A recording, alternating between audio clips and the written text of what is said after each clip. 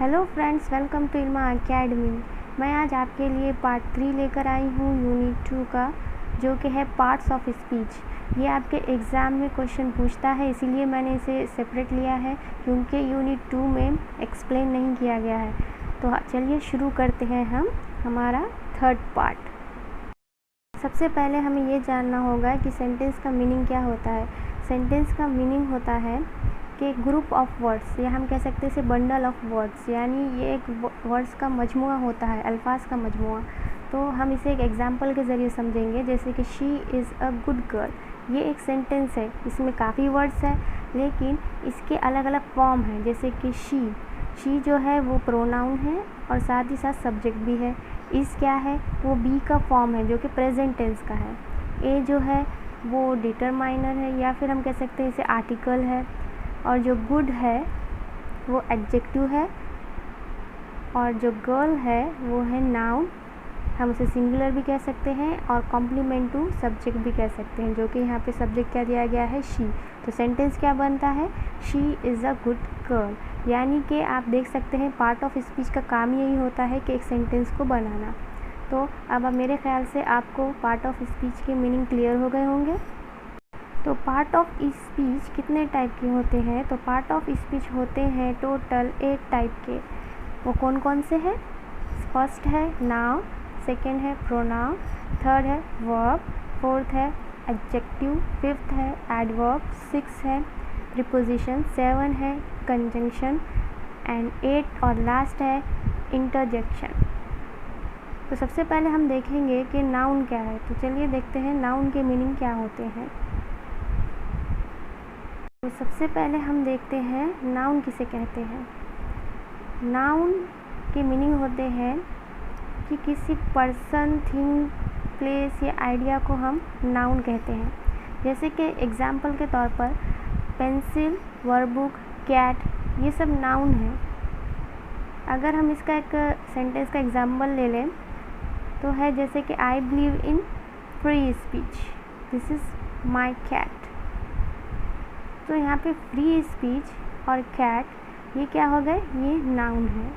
यानी अगर कोई पर्सन है जैसे कि राहुल या फिर फातिमा, ये सब क्या है, ये एक पर्सन के नाम है। जगह के नाम ले लेते हैं जैसे कि है परभनी, महाराष्ट्र, तो ये प्लेसेस के नाम हैं। तो इन सबको हम क्या कहेंगे, नाउन कहेंगे। सेकंड है वर्ब। वर्ब हम किसे कहेंगे, वर्ब किसी एक्शन और स्टेट को कहते हैं।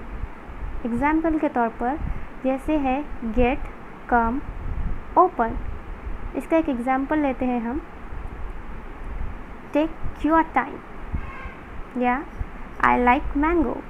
तो यहाँ पर टेक और लाइक दोनों क्या है, वर्ब है, क्योंकि किसी एक्शन और स्टेट के बारे में हमें बता रहे हैं। तो हमारे तीसरे नंबर का जो पार्ट ऑफ स्पीच है वो है प्रोनाउंस। प्रोनाउंस यानी कि रिप्लेसिंग नाउन। जैसे कि हमने अभी देखा कि नाउन हम किसे कहेंगे, किसी थिंग, प्लेस, आइडिया को हम नाउन कहेंगे। तो इसे जो रिप्लेस करता है उसे हम क्या कहेंगे, प्रोनाउन। जैसे कि आई, ही, शी, इट, ये क्या है, ये सब प्रोनाउन जो किस में यूज़ होते हैं, सेंटेंसेस में। इसके हम एक एग्जांपल ले लेते हैं, जैसे कि है ही इज़ वेरी क्लेवर या please look after your self. तो यहाँ पर ही और योर सेल्फ दोनों भी क्या है, प्रोनाउन है। ओके, और अब हम आते हैं हमारे फोर्थ पॉइंट जो कि है एडजेक्टिव। एडजेक्टिव यानी कि डिस्क्राइबिंग नाउन एंड प्रोनाउन। जो नाउन और प्रोनाउन को डिस्क्राइब करता है उसे हम कहते हैं एडजेक्टिव्स। जैसे कि स्मॉल, बिग, गुड, वेल।